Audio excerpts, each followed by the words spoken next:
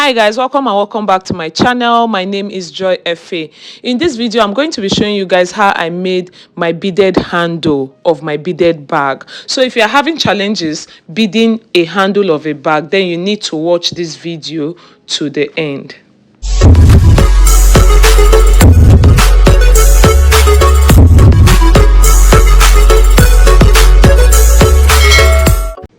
So guys, at this point you must have made the body of your bag and then you want to make the handle for the bag.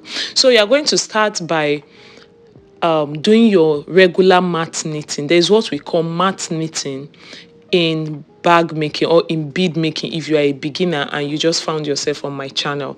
So I'm going to be dropping a video on how to do a mat knitting, what we refer to as a mat knitting. So you're going to start off by getting your rope as usual, and then working with a 7mm rope, 70mm rope, 0.7 or 0.70 millimeter rope. So you start by inserting 4 beads into your rope, one part of your rope. Don't forget that when you get a rope, it has 2 sides.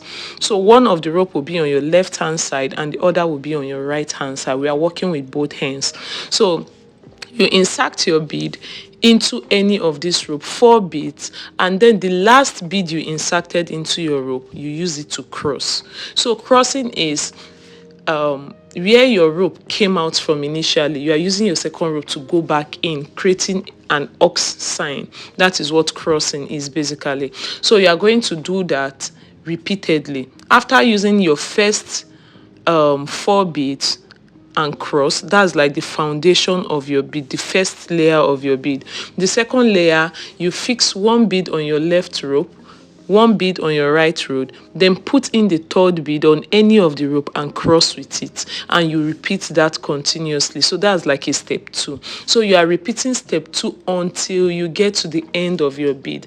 This particular handle I worked with 22 steps.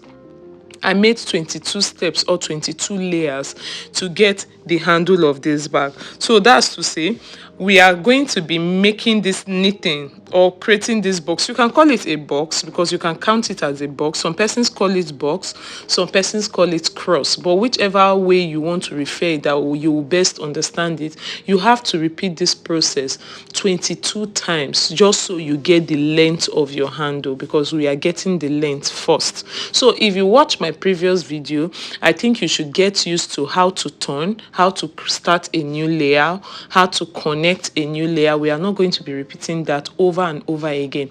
And then when I'm creating a video for the mat knitting, I think I'm going to keep a well-detailed video on how to start your mat knitting, how to turn, and then how to start a new step in your mat knitting. So you're going to do this until you get to your 11th, in your 21st layer, and then the 22nd one you use it to turn. So in handle making, you need a pair of 4 beads to create a complete handle. And what we are doing right now, we are going to create a 3-layer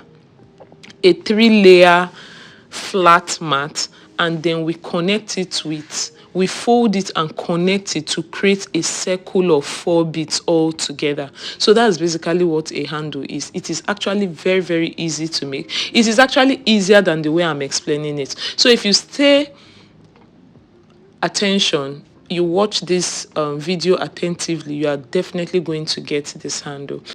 Don't forget to drag your rope. When I mean drag your rope, like try to make your work as firm as you can.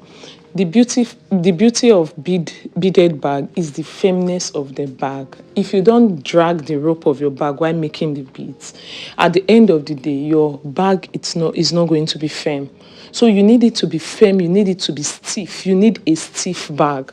And it is your strength that actually gives you that stiffness of the bag. So as you are knitting whatever you are knitting, whether the body of a bag, the handle of a bag, or the cover of the bag, you need to drag your rope. It is very important. I think that's like something that you need to be conscious of while making your bead. You don't just knit it lightly. You have to add a little force just to make it firm and very stiff. So now we are done with the first layer of the handle, and then I've turned. I said it earlier that if you've if you watched my previous video, which is like the first tutorial I made for bag making, I think it's detailed enough to show you how to turn.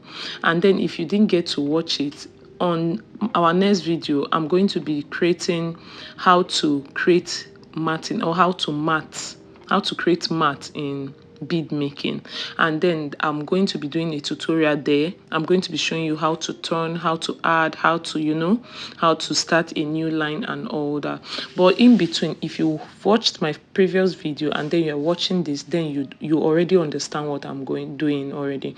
So we've entered the second layer of the bag, and then we are going to knit the bag again to the very end.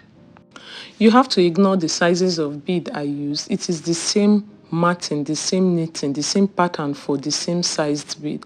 I only use 2 different sizes of bead because of the body of my bag. That's the pattern I want for my handle. So that's why you are seeing 2 different sizes. So whether you're working with 2 different sizes of bead, 2 different colors of bead, or the same sizes of bead, it doesn't really matter. Just learn how to do the knitting. That's the most important thing. So I actually used pattern bead and a plain bead. So it looks a bit complex, as though I'm doing something different, but it's actually the same thing. I'm just trying to embellish my handle and all that. So you are going to knit this to the end, turn again to get your 3 layer, your 3rd layer. Don't forget, I told you we are going to be doing this knitting in 3 layers, then fold and close. So the closing gives us our 4th layer, which gives us the 4 beads we are looking for, the 4 steps we need, just so we can have our handle in full. So I've already started the 3rd layer here, and then I'm going to knit this handle to the end. It is normal for your rope to finish while making bag or making beaded work. So some persons get to ask, if my rope finish, what will I do? What you need to do is, at that particular spot where your rope is about to finish, just go around, look for the next circle close to you, go around. There's always this circular shape that connects each other. You go around, allow the 2 ropes to meet each other, tie it and cut it. That's all. It is that easy. And then to connect a new rope, just pick up a new rope, cut it out, and then wherever you stopped your work, insert the rope back inside and continue your work. Just make sure while you are tying your rope, make sure it's as tight as possible, then so that it doesn't get too loose later. Okay, people get to ask again, can I bond the rope after cutting it, just so I have a neat finishing? Yes, of course you can bond if you feel you can get that finished look. Some people tend to bond their ropes and then end up staining the color of the bead or burning the beads. So if you know you can cut without spoiling anything in your work, then you can go ahead and bond. Me, I don't bond, but I try to cut my rope as short as possible, just so it doesn't get to show. So right now you are going to continue. As soon as you connect your rope, just continue your work and you are good to go.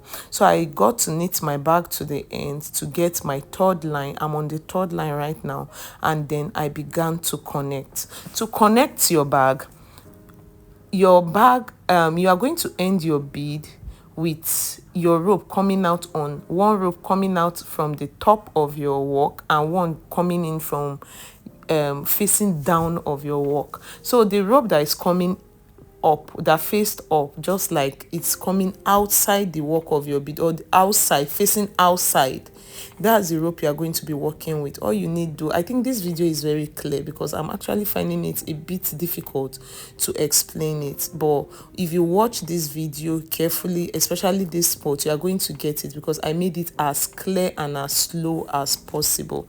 So while you come out from your rope, there is a rope facing outside and there is a rope facing inside your bead. On the rope facing outside, you are going to insert 1 bead, then go into the other bead at the other end, because what we are doing now, we are closing the bead. I told you that we need a 3 line and then closing to create your 4 line. So you have succeeded in creating 3 rows. So what you need to close them. You need to compress them together. And how do you compress them? By connecting both edges together and closing with 1 rope. So this is what you will be getting at the end of the day. I go into I use my left rope to go into the left bead on the edge. I use my right rope to go into the right bead at the edge, and then I insert one bead and cross. You repeat this process until you get to the end. Make sure you always remember to connect. Your connection is what creates the shape of your beading work. So you have to connect to grow your beading work. So you just keep connecting like this, keep crossing, and then you cross all the way down. That is how easy the handle of our bead is. So don't forget, I told you that it is actually easier to watch the video than to listen to my explanation, because I think my explanation made it a bit complex. Why? If you watch to the end, you are just going to get it all the way down. So you just repeat this process until you finish your work. As I said earlier, don't forget to put on your notification bell. Subscribe to this channel, because I need you guys. I need you guys to grow. We both need each other. While you are learning from me, I need to grow as well. If there is a need for you to share my link, why not? Please share my link.